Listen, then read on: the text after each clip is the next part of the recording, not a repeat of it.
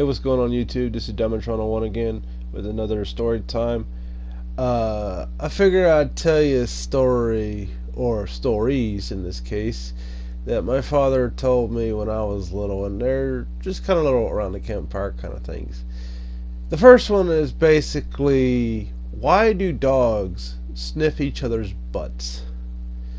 Now, long ago, before man, uh, all kinds of animals had their own little roundhouse where they would come together and have meetings and discuss things, sort of like the way politics is nowadays, except everything actually went, well. Uh, but the thing is, kind of like the way humans would hang up their hats and their coats and things like that. Well, dogs would hang up their tails. It's like their tails were detachable. So, one night, long ago, the dogs decided to hang up their tails for a meeting. And cats, well, being mischievous as they were, always wanted to play pranks, do all kinds of crazy things. Well, one night, at a dog's meeting, some cats decided to sneak in while the dogs were having their meeting, and they swapped the tails around all over the wall where they hung up their tails. And they eventually decided to throw a match into the roundhouse, and it started a fire. And the cats were screaming, fire, fire. And then the word spread, and everybody was screaming, fire, fire, everybody get out. And as they were rushing out, wherever a dog had their tail hanging up, they automatically knew where their tail was. But in all the confusion, they ran out, and they just grabbed whatever tail they could, and they just ran out. And when everything was said and done, they realized it was a prank set by the cats. And to this day, that is why dogs hate cats, and dogs are always trying to find their original tail by sniffing each other's butts. Crazy story, I know. It's something my father told me a long time ago, and it kind of just stuck with me. Another tale is something more of a, I guess you could say, a Native American thing, Cherokee, because I'm part Cherokee. I think I am. I'm not really sure, but one way or another, we're all part something. Anyway, my father is 125th Cherokee or something in that area. Anyway, he is partially Native American. And this is one story about why do owls say who. Again, this takes place long before man. Owls were seen as majestic and wise creatures, and the Creator, God, had blessed the owl with the power of song. It's sort of like a songbird or a mimic bird. It could, anything it heard, it could mimic. However, with an owl, it was every song ever. So basically, over time, everybody loved how the owl could sing beautiful music. And yet over time, the owl became prideful of his gifts from the Creator. And over time, it kind of got on the Creator's nerves, like, I gave you these gifts, but don't be prideful. And so the Creator decides to show some humility to the owl by taking his gift that he had given him away. And eventually the owl became angry. So the owl started going around all over the place day and night, asking, who stole my song? Who stole my song? You over there, did you steal my song? Who stole my song? And over time, it got on even the creature's nerves. because no one stole it but the Creator. He took back his gift that he had given him. And so the Creator decided to further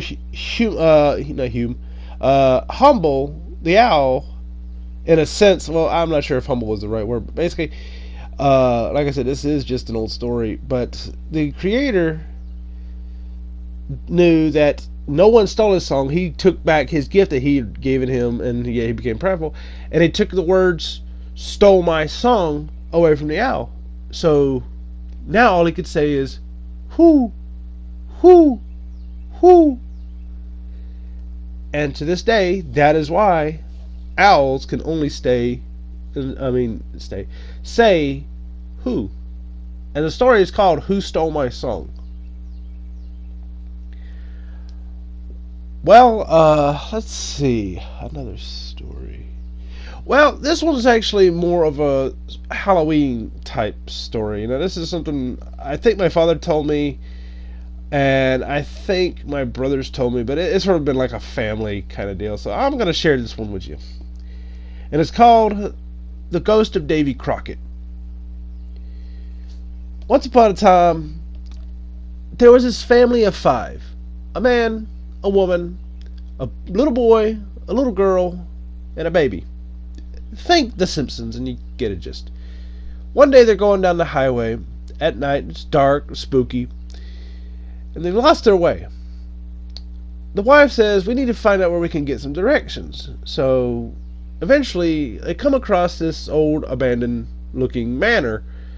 Now, they don't think much of it, but they think in their head, maybe there's someone there. There's got to be somewhere. You can't just be abandoned. Maybe there's someone there that just looks dilapidated. So they pull in, the gate comes open, and they go up, and they eventually get to the front door. The man says, stay here with the kids. I'll go, see if there's someone home.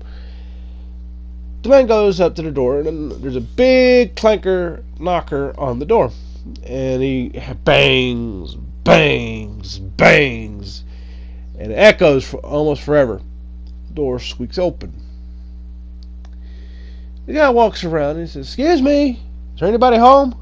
And it echoes, home, home, home. Then,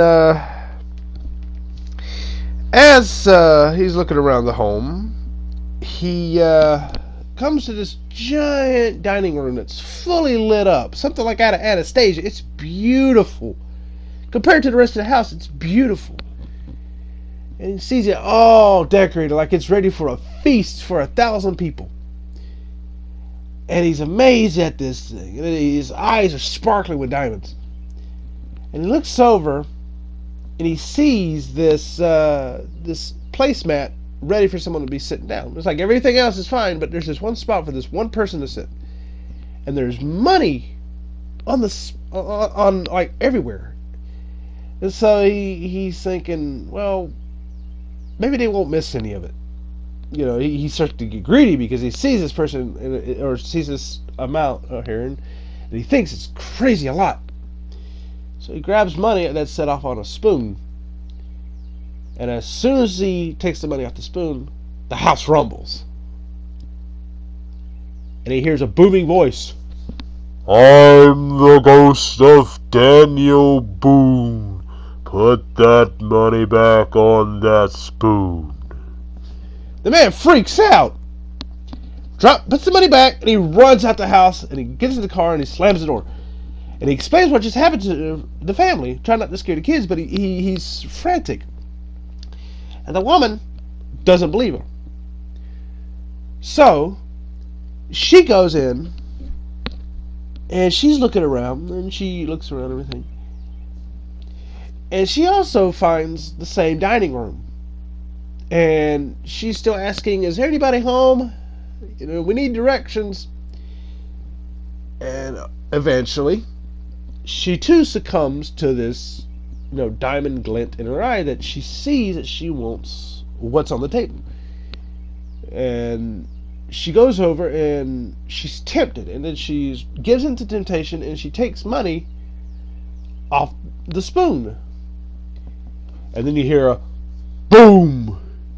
I'm the ghost of Daniel Boone. Put that money back on that spoon. She freaks out, screaming like a woman, and she runs out, gets back in the car, and she's telling him, "Let's get the hell out of here." And before the car can start, the kids are gone. They're panicking. Where the hell are the kids? And they see them inside, and yet their car locks, and they can't get out of their car. They're screaming, "Get back in the car! Get back in the car!" And the kids go inside, and they eventually find themselves towards the dining room. It's just the boy, the girl, and the baby. And they sit down, and the boy and the girl, they actually start eating.